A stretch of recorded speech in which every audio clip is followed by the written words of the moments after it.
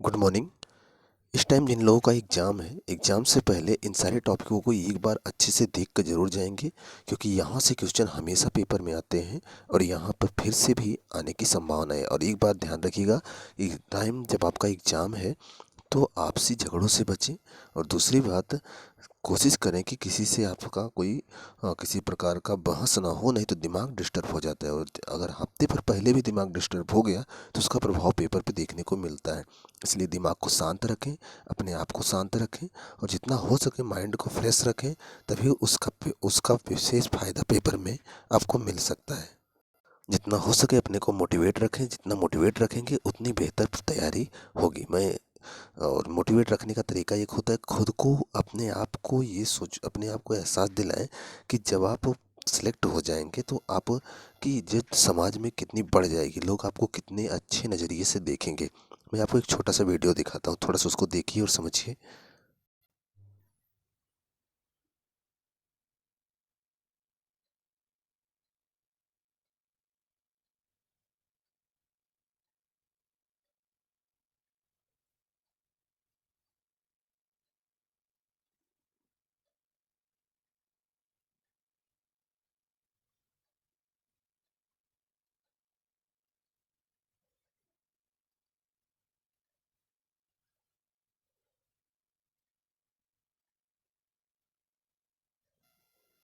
आपने वीडियो देखा, आप जानते हैं कौन है वो सृष्टि देशमुख हैं। और इन्होंने यूपीएससी में 5वीं रैंक लाई थी, लड़कियों की तरफ से टॉप किया था। और इस समय ये मध्य प्रदेश में एसडीएम के पद पे तैनात है। मतलब कि एसडीएम जो यूपीएससी टॉप करते हैं उनको शुरुआत एसडीएम से ही होता है, उसके बाद उनको डीएम बनाया जाता है, फिर सेक्रेटरी बनते हैं।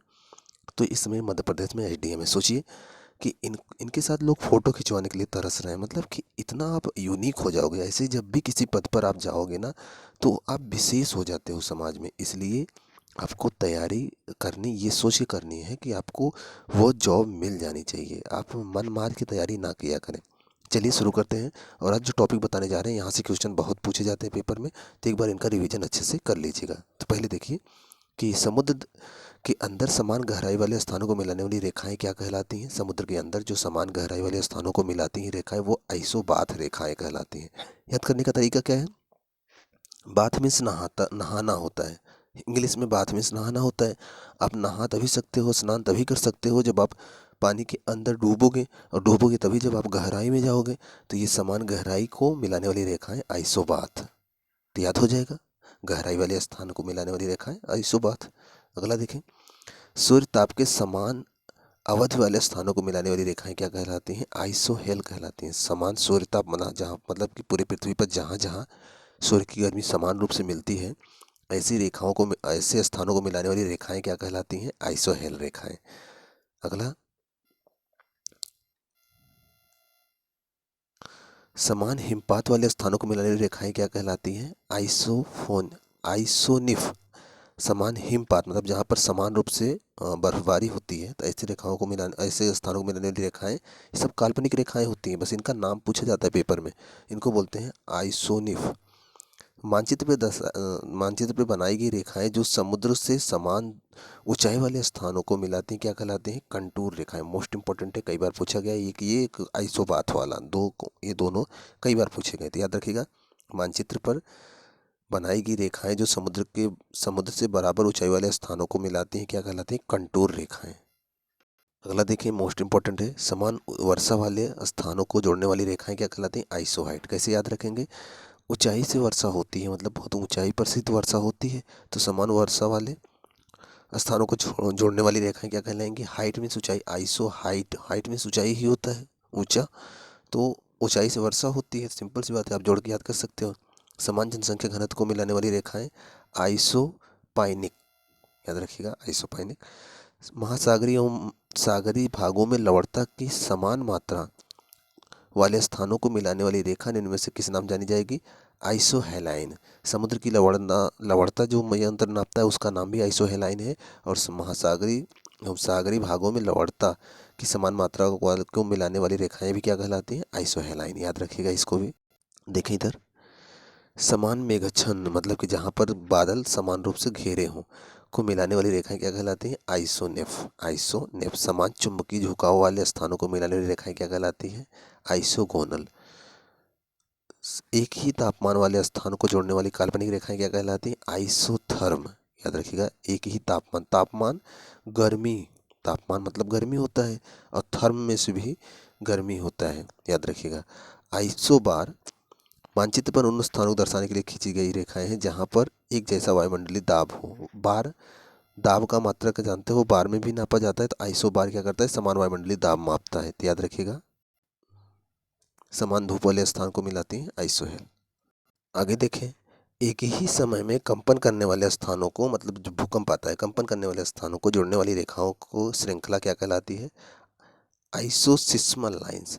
एक समान समय पर तूफान वाले स्थानों को मिलाने वाली रेखा क्या कहलाती है? आइसोब्रांट। महासागरों एवं सागरों की लवणीयता को मानचित्र पर प्रदर्शित करने वाली रेखाएं क्या होती हैं? आइसोहेलाइन। अभी बता चुके हैं आपको। आइसोबाथ रेखाएं क्या प्रदर्शित करती हैं? समुद्र तल से समान गहराई वाले स्थान को। बात में सभी बताए थे, नहाना होता है।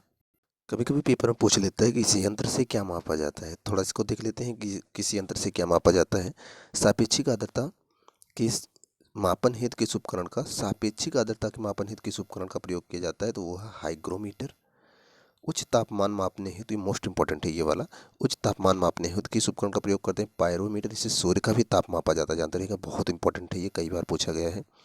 आकाश के नीलापन का मापन किस भौगोलिक यंत्र द्वारा किया जाता है? साइनोमीटर।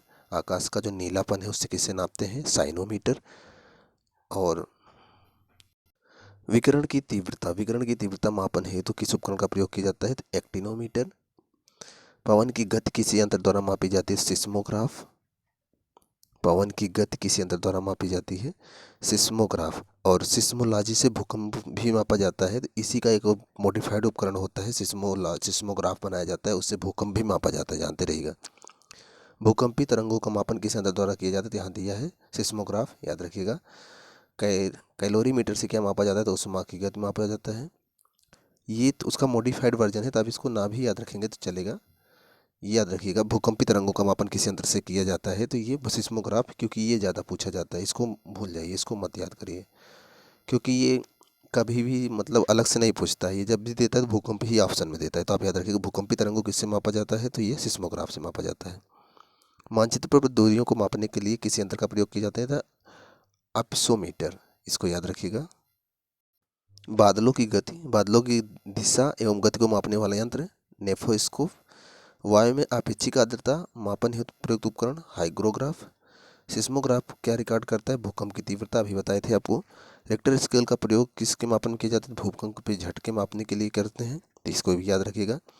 रिक्टर स्केल किसकी तीव्रता मापता है? भूकंप की मापता है, ये भी आप याद रखिएगा। कभी कभी विश्व की कुछ जनजातियों के बारे में पूछ लेता है कि ये जनजाति कहाँ पाई जाती है, तो इसको बच्चा जानते रहिएगा। एनू जनजाति कहाँ मिलती है? जापान में मिलती है। माओरी मोस्ट इंपॉर्टेंट है, कहाँ मिलती है? न्यूजीलैंड में, ये मोस्ट इंपॉर्टेंट है, याद रखिएगा। माओरी जनजाति न्यूजीलैंड में। सेमांग, सेमांग जनजाति कहाँ मिलती है? तो सेमांग जनजाति निवास करती है मलेशिया में। न्यूजीलैंड के मूल निवासियों को किस नाम से जाना जाता है? माओरी बोला जाता है, याद रखिएगा। वही पूछा गया कि माओरी जनजाति कहाँ मिलती है? न्यूजीलैंड में, तो उनके मूल निवासियों को भी माओरी बोला जाता है। अफरीदी जनजाति कहाँ मिलेगी? पाकिस्तान। शायद अफरीदी के नाम से भी याद रख सकते हैं। अफरीदी जनजातियाँ पाकिस्तान में मिलती हैं। आगे देखते हैं, आगे है एस्किमो लोगों का ग्रीष्मकालीन निवास गृह क्या कहलाता है? ट्यूलिप। एस्किमो निवासी हैं, कनाडा में रहते हैं। कनाडा बड़ा ठंडा क्षेत्र है, वहाँ पर बर्फ़ का घर बना के लोग रहते हैं, जिसे इग्लू बोला जाता है, आप सुने होंगे। शिकार के लिए हार्पून का प्रयोग कौन सी जनजाति करती थी? एस्किमो करती है। एस्किमो के लोगों का मुख्य व्यवसाय क्या है? आखेट, मतलब कि शिकार करना। बुशमैन का संबंध कालाहारी मरुस्थल। बुशमैन जनजाति कहाँ मिलती हैं? कालाहारी मरुस्थल में। कालाहारी मरुस्थल कहाँ है? आप कमेंट बॉक्स में बताएंगे कालाहारी मरुस्थल कहाँ है। अगला देखते हैं, किस जनजाति के लोग सर्वभक्षी की श्रेणी में आते हैं? बुशमैन, मतलब सब कुछ खा जाते हैं ये। खिरगिज एवं घुमक्कड़ी जनजाति है मध्य एशिया की। ये जो खिरगिज जनजाति है मध्य एशिया की घुमक्कड़ जनजाति है, मतलब घूमती रहती है। आगे देखते हैं, किस जनजाति का संबंध भूमध्यरेखीय प्रदेश से नहीं है? तो खिरगिज का है। अगला देखते हैं, मध्य एशिया के स्टेपी क्षेत्र में खिरगिज, कालमुख तथा कज्जाक लोगों को द्वारा बनाए गए पशुओं की खालों के अस्थायी तंबू क्या कहते हैं? यूर्त कहते हैं, मतलब पशुओं की खालों से वो तंबू बनाते हैं, उसको क्या बोलते हैं? यूर्त बोलते हैं। कौन सी जनजाति वृक्षों पर निवास करती है? सकाई जनजाति। किस प्रदेश में पिग्मी निवास करते हैं? तो विषुवत रेखीय क्षेत्र मतलब गर्म प्रदेशों में पिग्मी जनजातियाँ पाई जाती है। तो सिंपल बात एकदम ब्लैक ब्लैक होंगे। श्रीलंका में रहने वाले पिग्मी को किस नाम से जाना जाता है? वेद्दा जनजाति। पूछा गया वेद्दा जनजाति कहाँ मिलती है? श्रीलंका में। आगे देखिए, विश्व में किस महाद्वीप में आदिम जनजातियों की संख्या सर्वाधिक पाई जाती है? तो अफ्रीका में। यूर्त किस जनजाति का घर है? तो खिरगिज का। जानते हो आप? पिग्मी निवासी हैं अफ्रीका के, ये भी जानते हो आप? ये इतनी चीज़ें मोस्ट इंपॉर्टेंट थी इसलिए आपको बताना ज़रूरी था। अभी बहुत सारे टॉपिक ऐसे हैं जिनसे क्वेश्चन पेपर में बहुत बनते हैं, तो कुछ वीडियो और मैं डालूंगा जो आपके पेपर में बहुत सहायता करेंगे। इन सबको एक बार देख के ज़रूर जाइएगा। और जो बच्चे इसकी तैयारी कर रहे हैं उनको भी इसके बारे में ज़रूर बताइएगा, क्योंकि यहाँ से क्वेश्चन हमेशा पेपर में आते हैं। रिविज़न करके जाना है, आपका पेपर ज़रूर अच्छा होगा। और मन को मोटिवेट रखें और अपने आप को शांत रखें। कोशिश करें कि लोगों से लड़ाई झगड़ा कम हो। और अगर चैनल पे पहली बार आए, चैनल को सब्सक्राइब कर लीजिए। मिलते हैं आपसे नेक्स्ट वीडियो में, तब तक आप मन लगा के पढ़ते रहें।